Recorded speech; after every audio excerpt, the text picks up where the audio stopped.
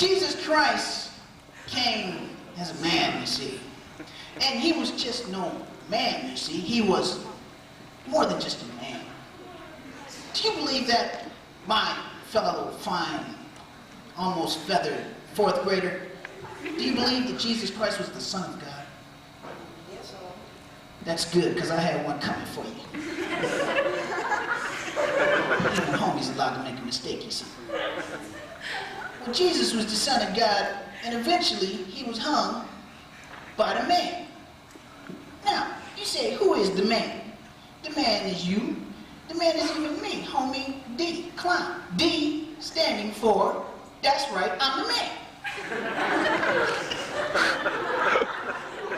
Now get that through your seal. Get that through your skull, you see. Jesus Christ came and he died for you. Did you know that? Oh, I'm going to tell you something else. You say yes, homie, one more time in a slow, studied way like that. I'm going to bop you so hard you're going to wish you was never born. You know what I'm saying? All right.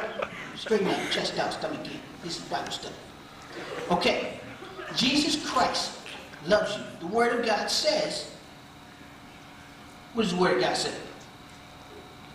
It says a whole lot. I'm going to tell you what it said. I'm going to tell you what I feel like it said. It said it right now. In Romans chapter 10, that if you confess with your mouth, that means if you open them japs, them jars, them things in there that's been around for a while, and you confess with your mouth that Jesus Christ is Lord, you know what he'll do? Do you know he'll do? He saved you from your sins, man. You know that? This brings a tear to homie's eye. Because I confessed Jesus Christ as Lord many years ago. And you know what he did? He saved me. He saved me. Christ said that whoever he hath, no one shall take away. Not saved, not anyone. I leave you with those words that Christ truly loves you. You heard it enough. But do you believe it? Choice is yours. When you go before God, butt naked, nothing to hide, I won't be there for you. But do you have Jesus on your side? That's the truth. Jesus Christ is Lord. Peace. We out of here.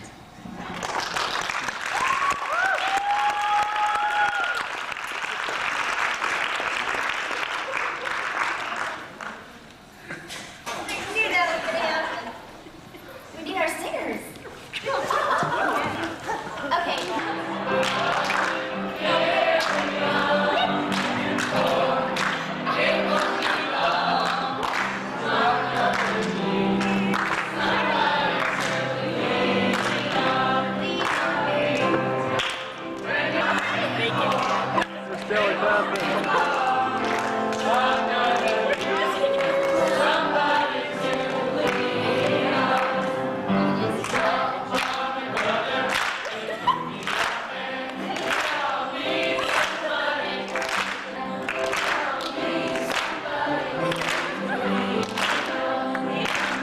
Solid Rock Phoenix.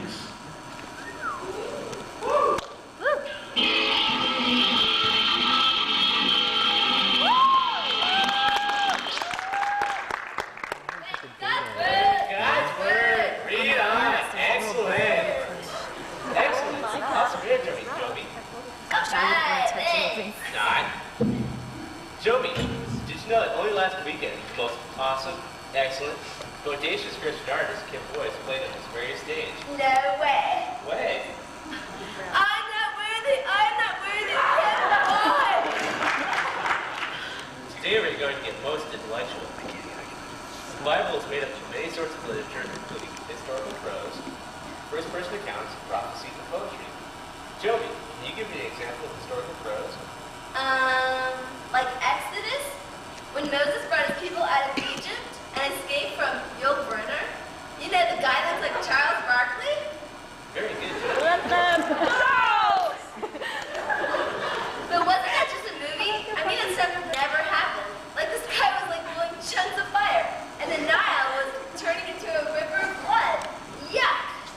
By the authority of the Bible, Joby, I can say yes, it most definitely happened. No way. Way. Now, let's talk about an example of the first person account.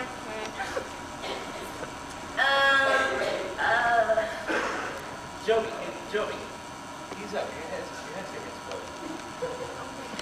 A good example of a first-person account is Paul's letter to the Romans, where he talks about the fundamental nature of Christ's work and the sovereignty of God. Excellent! Now how about prophecy? Aren't they that awesome metal band out of Idaho? Prophecy! Prophecy! You're so cool to me! Prophecy! You're the only one. Jody, I don't think so. Prophecy is telling about the future, like clouds over real. That leaves us with poetry, which is best represented by the book of Psalms. You'll notice it has a silent P at the beginning, unlike prophecy, which does not. Good thing, too. Songs just doesn't work. Yeah, for that matter, neither does prophecy. Anyway, the book of Psalms is basically a book of poems. Except they don't rhyme. That's the beauty of it, Joey. They don't have to play. They merely have to state something in a poetic fashion. For example, the Lord is my shepherd, I shall not want. Want what? What do you want? I want you to be quiet. The point is, God takes care of us and gives us everything we need. Here's another psalm in its entirety. How good and pleasant it is, my brothers, live together in unity. It is like precious oil poured on the head, running down on their beard, running down Aaron's beard, down upon the collar of his robe. It is as if the dew of Hermon is falling on Mount Zion, but the Lord bestows a blessing, even life evermore. I don't get it. Why would someone want oil running down their head, giving all of their clothes? And who is this Herman guy? Joey, you'll figure it out. Just think about it. Shop, if I knows my $64 silver dollars. The dude who wrote that one was talking to the heated sheep babes of his time. Oh, so the poem over today would say, I'm jamming to be tight with each other, like taking a dip in a hot tub of eternal bliss. That's what it's Virginia.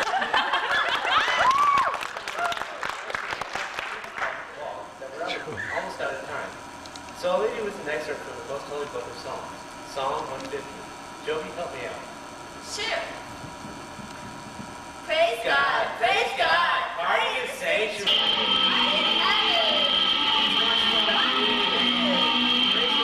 Guitar. Praise him with the 2 bass drums, 15 cymbal, heavy bass metal drum set. Effects pedals. Let everything that have breath praise God. Praise God. Party on. Excellent.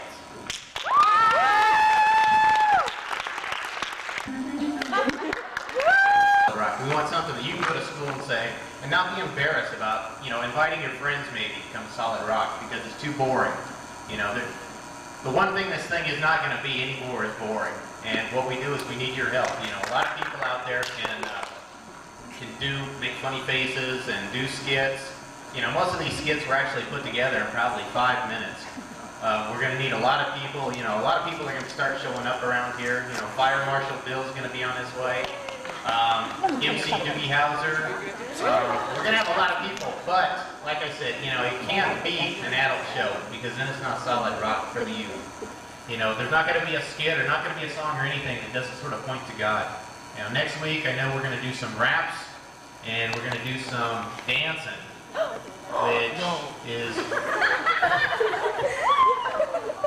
and by looking at so many people clapping and all that out there, I think maybe Homie needs to address the white man's disease problem, isn't it? Certainly here. There's definitely some lack of rhythm in this group. So Dave left his church. I don't think he had anything really planned except just by God's guidance and just God telling him it needed to be. And he got up there and he's made up his brochures and he's gone out and evangelized and all that. He worked.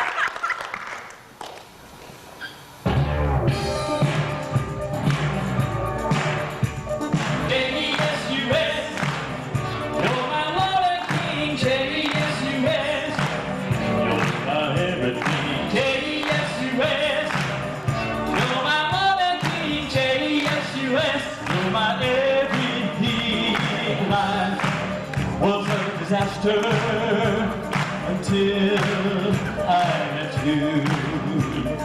I just want to thank you for what you got me through.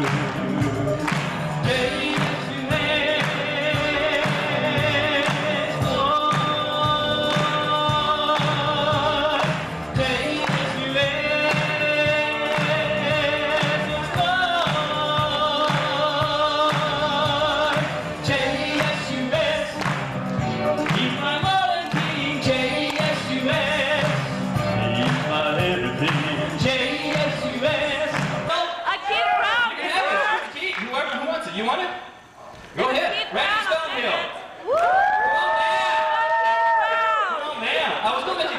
Bible verse before you got one of these, but I won't do that tonight. Hey, what's your name? What's that?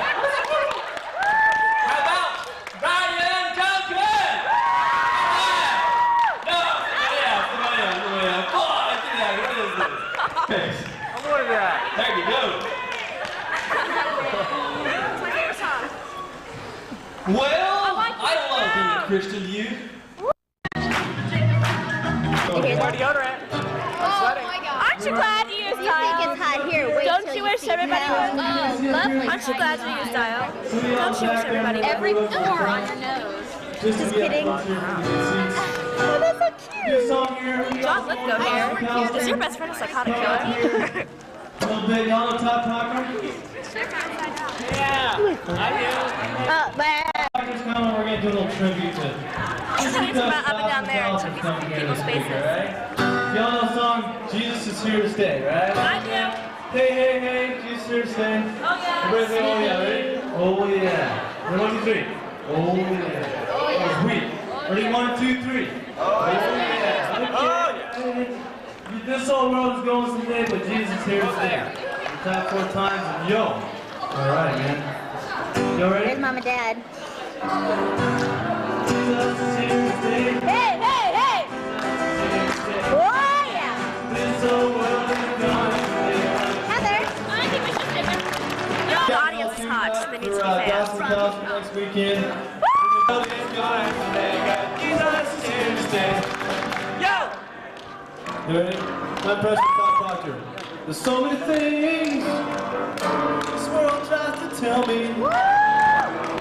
No, with the rearview mirror glasses. What this world tries to sell me. Don't need to buy a big fancy car.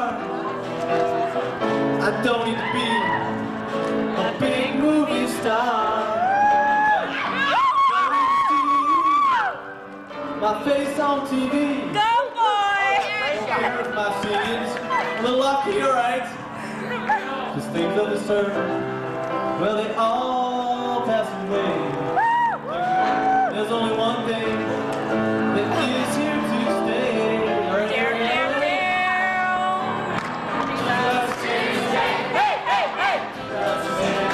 Oh, yeah. This whole world is going to stay. Jesus is here to stay. Hey!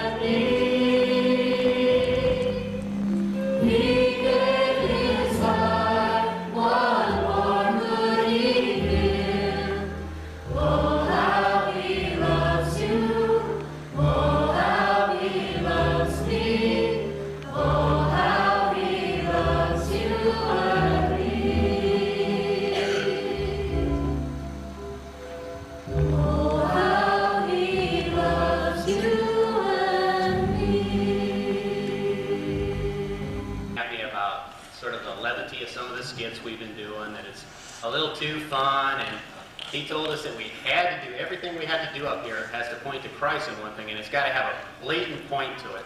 So Sean and I have been working on this next thing for probably, I guess, almost a month now to sort of please Dan that, you know, we can't act normal, we can't act like grown-ups, and we're going to present it to you.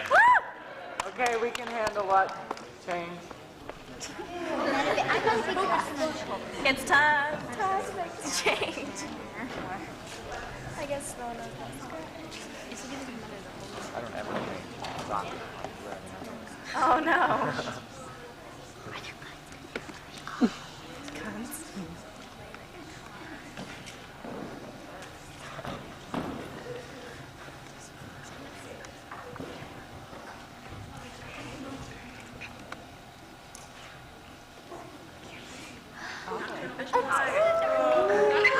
Should I let him scream?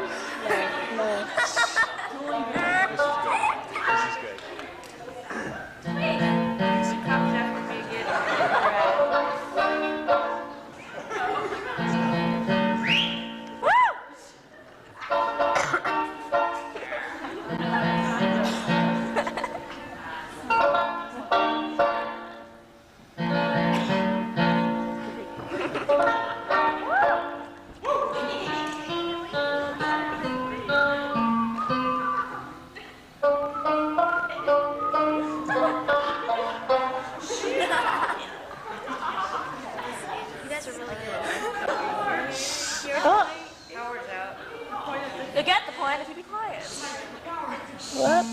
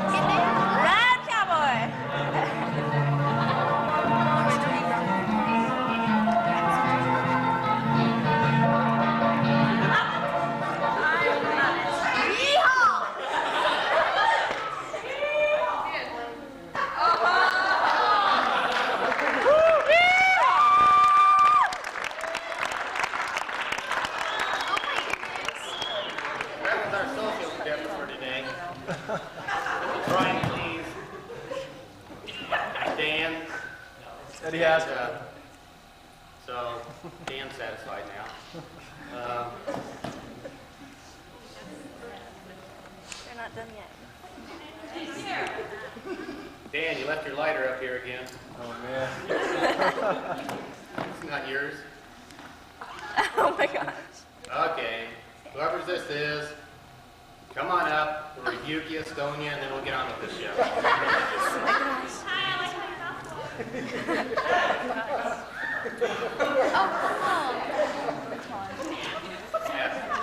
My nose is running a little.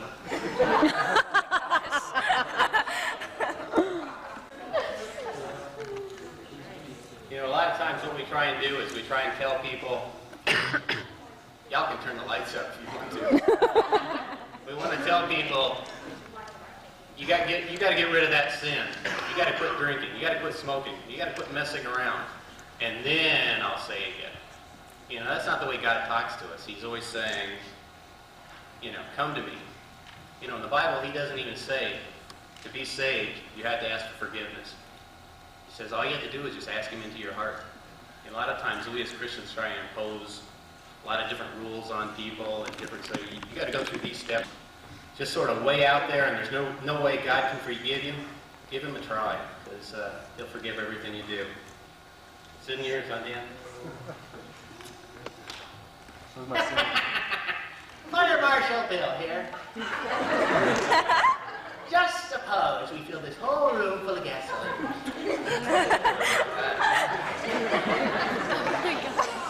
And so, we want you to contribute to a lot of this stuff. So if there's country music, if there's grindcore, there's rock, there's skate rock, rave, anything you can think of, if you want to have it reviewed, tell Tina and I or Dan or somebody, and we'll get the cassette or CD and do some sampling off of it, and you know, give you our opinion of it. The first one we're going to do is by a group called Zero. Probably not too many of you have heard of it. It's composed of two Christian groups. Has anybody here heard of Code of Ethics? Code of Ethics and Under Midnight have combined, and they've come up with a group called Zero. The reason they call their names Zero is because without God, they are nothing. This is sort of what Zero says that they believe. Well, this is what Zero says that they are, what kind of music they play. Zero is funky industrial, techno rave, hip hop, soul, R&B, club, dance, noise. And this is what Zero believes in. First off and foremost, they believe to have a true life, you need to be saved. But they also say Zero believes in analog, fat bass, funky loops, Tweed tie tops, 808 kicks, 909 snares, a sense of humor, and a personal relationship with God, and not necessarily in that order. They said what they're trying to do is to show that Christianity is not about a bunch of rules. Same thing that we talked about. It's about living life to the fullest and enjoying freedom in life of Christ. The emphasis of their music is on the rhythm. It is not on the words on this thing. Somebody's saying, well, how can you have a Christian album if they don't have any words in there? Well, you know, Phil Driscoll's been doing it for a long time now. You know, a lot of times what we try and do is we try and paint different artists, and we try and put them in a box. And we say, well, you know, you've got to play Christian music. So, you know, isn't music nothing more than sort of a form of being an artist? You know, they're creating things with instruments, they're creating things with vocal words and stuff like that. You know, if somebody is an artist... Not dancing! It could lead to dancing. No, zero.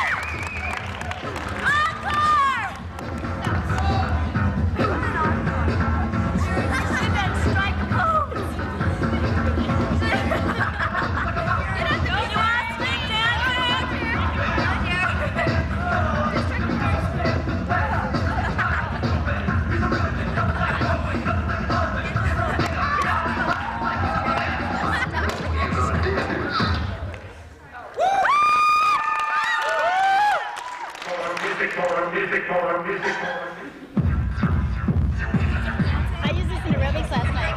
This whole song. Let's do some aerobics! Can you go up there to the aerobics? We'll be the rapper, yeah, here we go. Go, homie!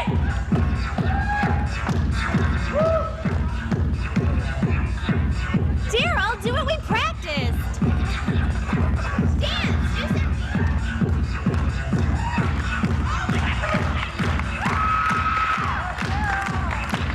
Chicken. Daryl, you're a chicken!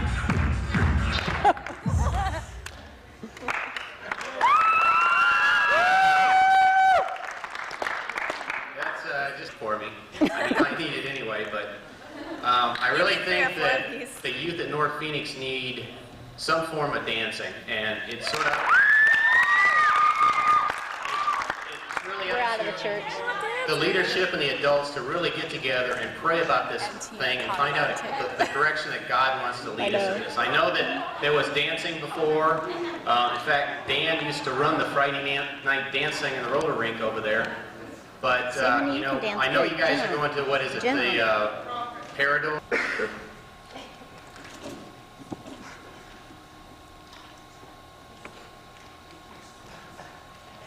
I am so excited. I've got this hot date with Jason. He's so hot. But he's going to be here in a few minutes, so I'm going to read my Bible. And Jacob said to Esau,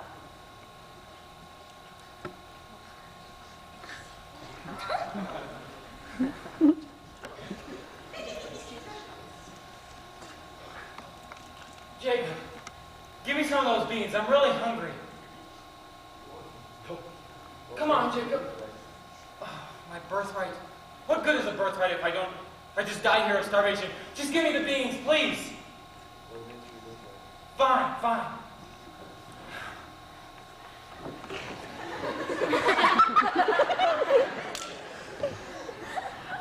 And Esau gave Jacob, he gave him his birthright, that special thing, just to fill his stomach.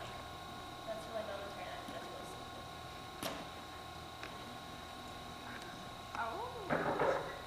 He's here. Hi. Thanks. Yeah. Bye, Mom. Dad.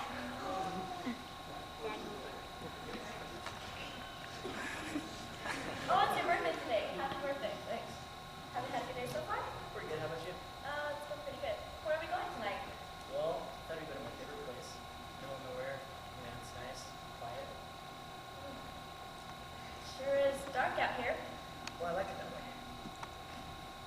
We're in the middle of nowhere. Yeah, it's so peaceful. It's like the sunroom, and you see the stars and the grocery things. Yeah, they're real beautiful. You've been dating for a while. 2 whole months. Yeah, I know. I like you a lot. So I was thinking that maybe we should take a relationship just once. What do you mean? What you just want. Come on, Jacob. I wasn't really that hungry. Please give me my birthright back, please.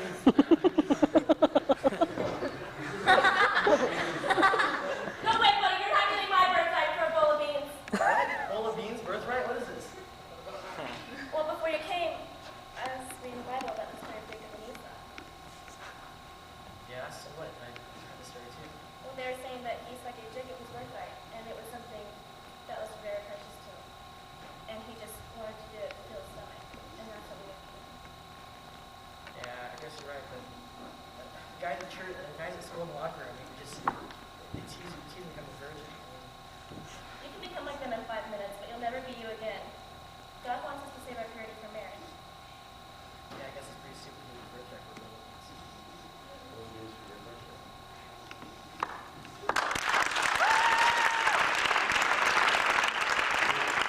To some of the kids, we know that a lot of birthrights have already been given up, some in some very low grades. The neat thing about God is when you come to Him and confess your sin and completely turn away from that sin, your birthright is brand new in His eyes. I remember once a story was told to me about this prostitute that had been a prostitute for like 10 years. And she finally found the Lord and was saved and everything, and finally found the right person for her. God picked the right person out for her. Everybody's heard about Noah. You ask people, who was Noah? They say he was a man that built an ark. And that seems to be about all they know about Noah. But Noah had a conversation with the Lord, and when he was talking to the Lord, they kind of talked a little bit, and their conversation was kind of something like this. Noah was working in his wood shop. He was quite a carpenter. And one day he was working in his wood shop, and that's when the Lord came to him. He was sawing some stuff in his rec room, getting ready to make some furniture for his house. Zuba, Zuba, Zuba, Zuba. Noah. Somebody call me? Zuba, Zuba, Zuba. Noah. Who is that? It's the Lord, Noah. Where are you? What do you want? I've been good. I want you to build an ark. Right. What's an ark? Get some wood. Build it 300 cubits by 80 cubits by 40 cubits. Right. What's a cubit? Let's see, I used to know what a cubit was. Well, never mind about that. Go out into all the world and collect all the animals in the world by twos, male and female, and put them in the ark. Right. Who is this really? Why do you want me to do all this weird stuff? I'm going to destroy the world. Right. Am I on Candy Camera? How you gonna do it? I'm gonna make it rain for 1,000 days and drown them right out. Right. Hey, here's an idea. You can save water. Why not let it rain for 40 days and 40 nights and wait for the sewers to back up? Right.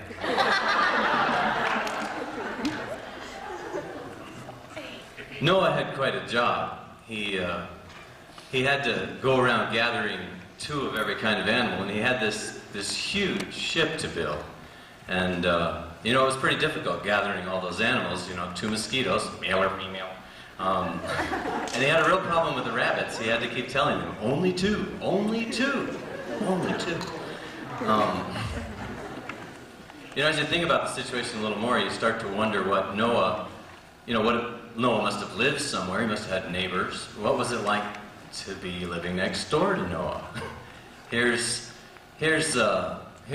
You can imagine he's out there working on his ark, and 7 o'clock in the morning, his neighbor walking along happens to see Noah working on the ark.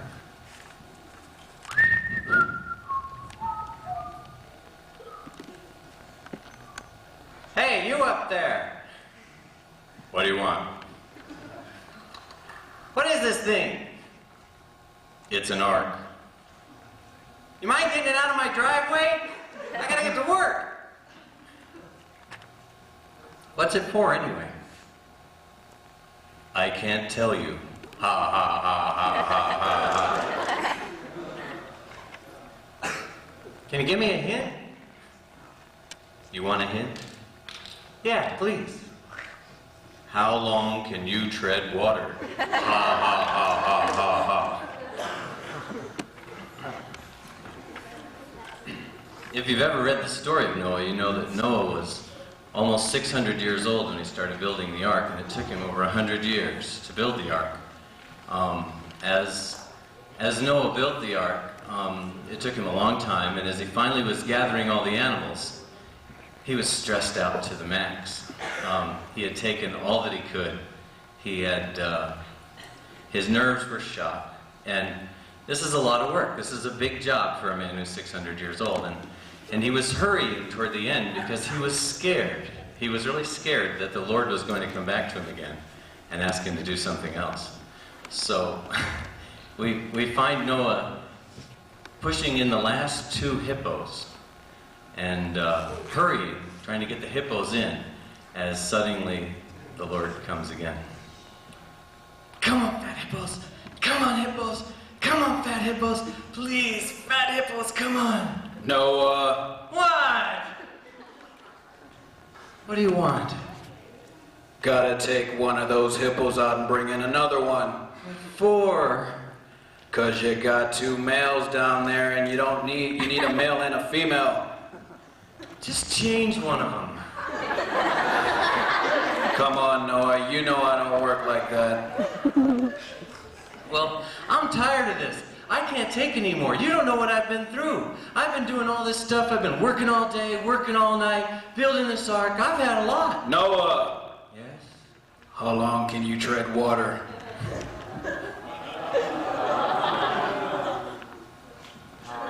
Look, I've had it. I know that you don't want me to do this. You want me to do this, but I'm telling you right now, I'm not doing it anymore. I've done all I can. I'm talking to you. My friend Larry comes up. I say, Larry, I've been talking to the Lord. Larry says, oh, really?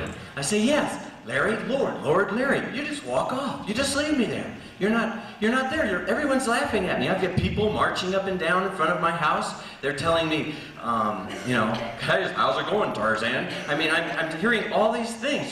You're supposed to know all and see all, and what do? You let me go out into the world and bring back a pregnant elephant. Did you give me a manual? Did you tell me how to do this? I don't know how to deliver a baby elephant. There's old Noah standing underneath the elephant, right on top of old Noah. I can't take this. And you're supposed to know all and see all. You know, I'm the only guy in this neighborhood with an ark. And have you looked down at the bottom of that thing? Have you looked down there? Who's going to clean that up? Do you think I'm going to clean that up? No way. I'm not cleaning that up. I'll tell you what I'm going to do, God. I'm going to let all these animals go. And I'm going to burn this ark down. And I'm going to go to Florida or someplace where it's nice and warm. Because you haven't done nothing. You haven't done anything. Except it's raining. This isn't a shower, is it, God? This is what we planned, isn't it, God? This is me and you, right, God? We had this plan all along. We knew this was going to happen. I was with you all the way. Oh,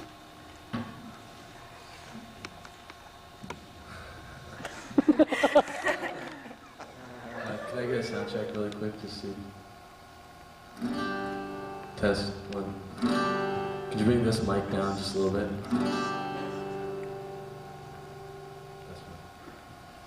Well, most of you probably know, my name is John Dinshaw, first of all, and I've been through a lot of problems lately, and I just, right now I want to take this time just to ask you guys to really listen to the words of the song that I'm about to sing, because the song is about what I've been through, and you know, a lot of times people think, oh, I'm going to turn around and get right for God. Yeah, that's, you know, I don't want to get in trouble for these things that I've done. You know, I'm going down this way, this is the wrong way, so I'm going to turn around because I'm going to get in trouble if I keep going this way.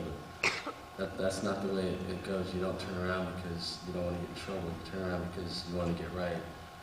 And I'm real thankful to my friend Barry for helping me out in a lot of my tough times. And me and Daryl talked about God was really piercing my heart one night. It was a Friday night, and I was getting ready to go drinking, and there was an angel at this park, and he confronted one of my friends on Christ, and he was singing some Christian songs and stuff. It was just this guy with a guitar out in the middle of nowhere in this park, and that was when the Lord started piercing my heart about, you know, what are you doing, man? You know, you're gonna go this way, you're gonna go this way. And so that's when I started to turn around. And this is just a song about what I've been through. So more or less, this is just a warning call for some of you that are about to go through most of the things that I've already seen. And I tell you, I've been to the end, and there's nobody there.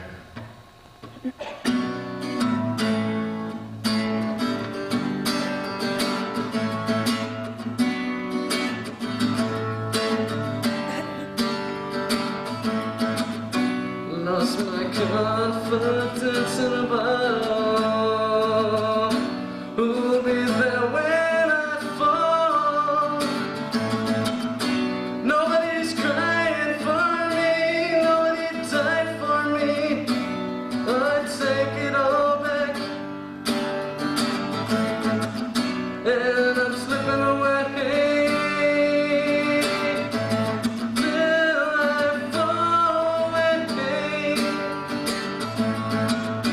I've been to the end, and there's nobody there.